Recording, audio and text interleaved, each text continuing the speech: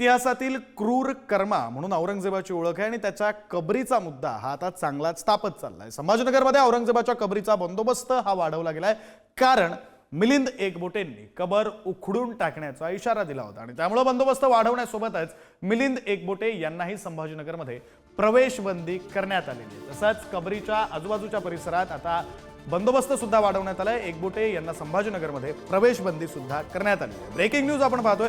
कबरीच्या बंदोबस्तासाठी एसआरपीची सुद्धा एक तुकडी तैनात करण्यात आली आहे। कबरीला 2 अधिकारी आणि 15 कर्मचाऱ्यांचा बंदोबस्त असणार आहे। कबरीजवळ जाऊ इच्छिणाऱ्या प्रत्येकाची आधी तपासणी होणार आहे, चौकशी होणार आहे आणि त्यानंतर व्यक्तींना प्रवेश देण्यात येतोय। यावरून आता जोरदार राजकीय वाद सुद्धा सुरू झालेला आहे।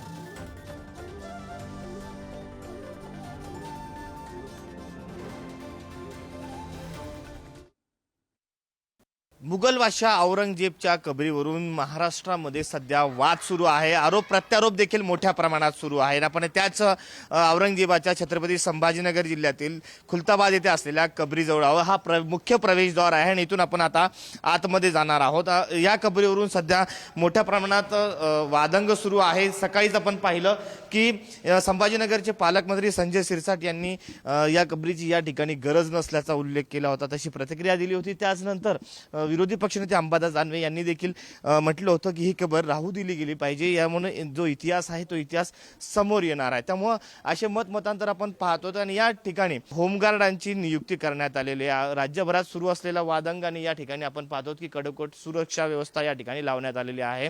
त्यामुळे कुठलाही अनुचित प्रकार घडू नये, वाद होऊ नये यासाठी जिल्हा प्रशासन देखील सतर्क झालं आहे। कॅमेरा पर्सन अमोल वागुलेसह मी सचिन चिरे, पुढारी न्यूज, छत्रपती संभाजीनगर। महंत रामगिरी महाराज आणि नामदार एकनाथभाई शिंदे हे दोघेजण प्रमुख पाहुणे येणार असल्याने कार्यक्रम फार चांगला करावा असा प्रयत्न आम्ही करतोय। नोटीस जी दिलेली आहे ती संपूर्णपणे खोटी आहे, कपोलकल्पित आहे। माझा उल्लेख त्या ठिकाणी माजी आमदार म्हणून करण्यात आला। मी असा कुठलाही माजी आमदार नाही। काल्पनिक गोष्टी डोक्यात ठेवून कुठल्या तरी पोलीस अधिकाऱ्यांनी ही नोटीस लिहिलेली आहे।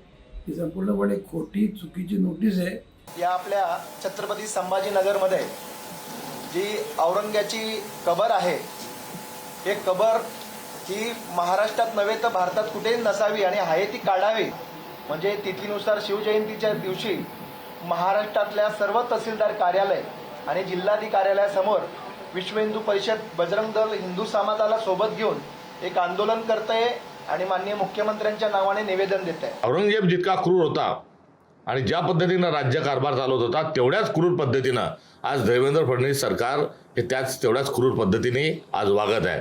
संतोष देशमुखची झालेली हत्या हे क्रूरपणाचं एक लक्षण आहे। स्वारगेटमध्ये झालेला बलात्कार हा त्याचं लक्षण आहे। रावेरच्या खासदार ज्या केंद्रात मंत्री आहेत त्यांच्या घरातील लेकीबाळी सुरक्षित नाही हा त्यातला पुरावा आहे।